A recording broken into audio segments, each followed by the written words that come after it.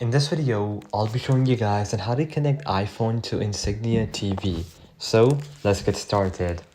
Now, method 1 is the best and it's also wireless and it's using AirPlay.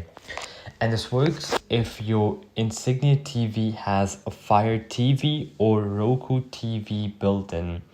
Now let's say your TV is a Fire TV, then you're gonna go on your TV, go to settings, display and sounds, and enable display mirroring.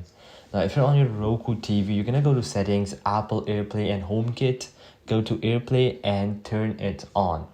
Now on your iPhone, you're gonna go ahead and scroll down to the top right corner to open the control center, then click on the screen mirroring option, and from here you're gonna choose your Insignia TV, and that's it. Your iPhone screen should now show on your TV.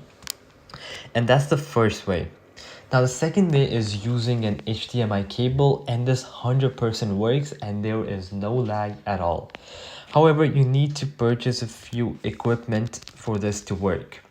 So let's say your iPhone is kind of old, then you would need a lightning to HDMI adapter, something like this, and you would obviously need an HDMI cable.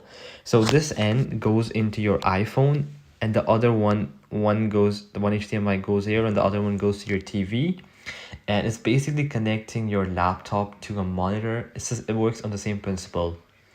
So that's the one you have to use if your iPhone's old and it uses a lightning cable.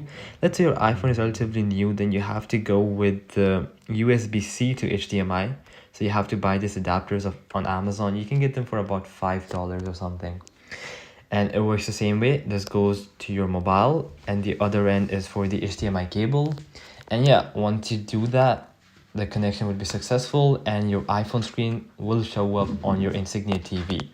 So alright guys, that'll be it for the video. I hope that it helped you out and I'll be seeing you guys next time. Peace out.